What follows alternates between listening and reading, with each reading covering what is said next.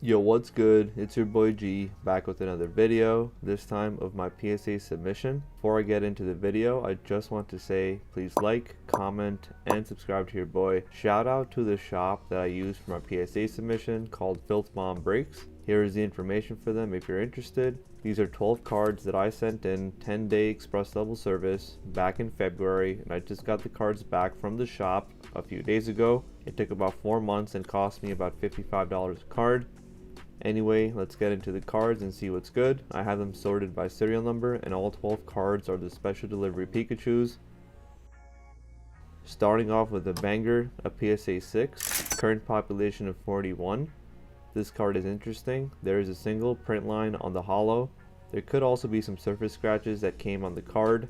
The centering looks solid as well, but once I turned the card over, I could see why this got a 6. Upon closer inspection, you can see here near the top middle of the card a ding, along with some specks of something that I thought were on the outside of the case. It's almost like someone poked the card with a needle. Along with that, we have a scratch directly on the case, and going back to the specks of dust or food underneath the case as well. Got no idea what that is or where it came from.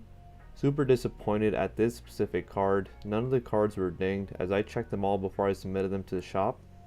As for the scratch on the case, so much for the 2 stages of quality assurance at PSA. No problem, it is what it is, can't blame anyone, so let's move on to the next card. The next one is a PSA 9, population of 1,950. As you guys can see, it is off center on the front here, left to right, but otherwise looks super clean. And then turning the card around, you can see some scratches on the case towards the bottom, another quality assurance thing, and some visible whitening on the back corners of the card, so a PSA 9 makes sense here.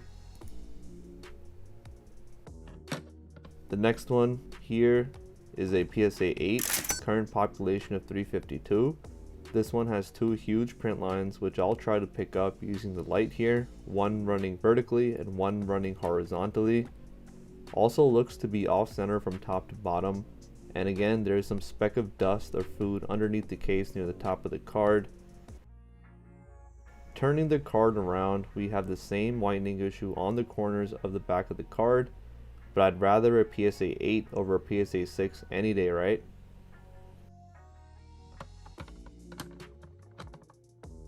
This one is another PSA 9. Centering looks pretty solid, but there is a vertical print line which you can make out here.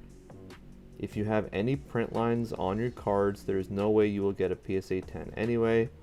Same thing I've heard with dings and indentations in the card are an automatic max grade of a PSA 6, so it only goes down from there. The print lines on these cards are usually at the same spot, and on the back there's always some corners that have slight whitening. But on this one corner had it, and I can't complain about a 9, so I'm pretty happy.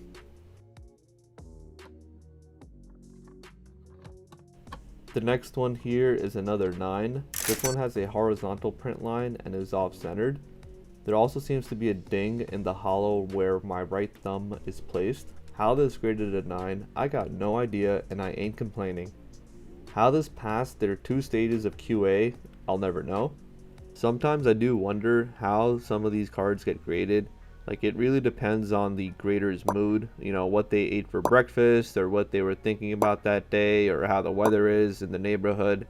There's a lot of different variables that could go into play here. Again, they're supposed to be professionals, so the grading should be consistent.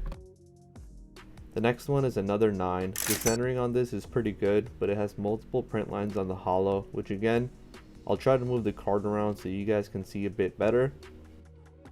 We all know how bad the quality is in modern sets, so these random flaws are expected.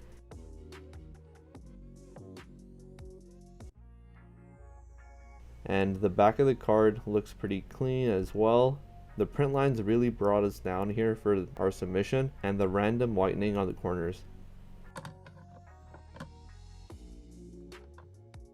We have another 9 here with a fat, juicy swirl right here and 1 vertical print line.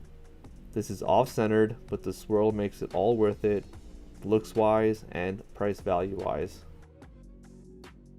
and as we turn the card around, you will find the dreaded whitening on the corners. Even if the corners were perfect, the max grade that we would have got on majority of our cards was a maximum of a 9 due to the print lines. So let's move on to the next card here. This one came back a PSA 8. I believe it has multiple print lines on the hollow, but the centering on this was solid. Couldn't really spot any other issues. And turning the card around, the back looks solid, but you can't win them all. Gang gang, we got a PSA 10 here, population of 385. This 10 is a little bit more valuable than the others as it has a swirl on the top right. This is a beautiful card. I know how picky PSA is, so getting a 10 was a blessing. Super happy with this grade, at least one of them got a 10.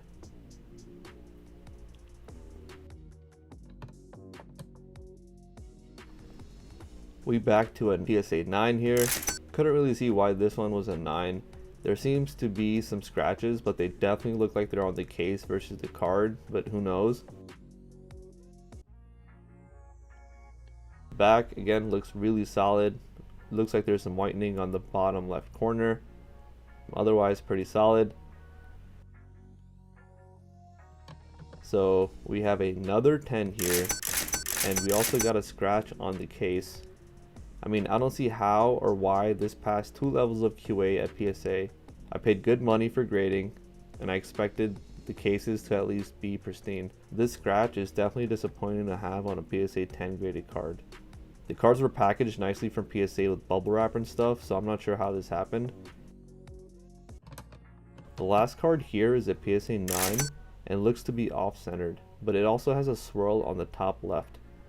So to rate my overall experience with the shop and PSA, I'd say that overall I'm pretty happy.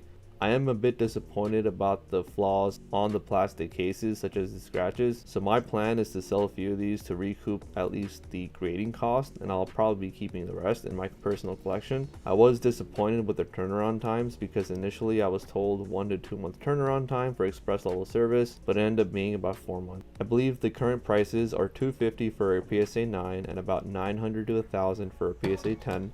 Let me know in the comments below if you have any cards at PSA you are waiting to get graded. And with that, please like, comment, and subscribe to your boy for more content. Later, guys.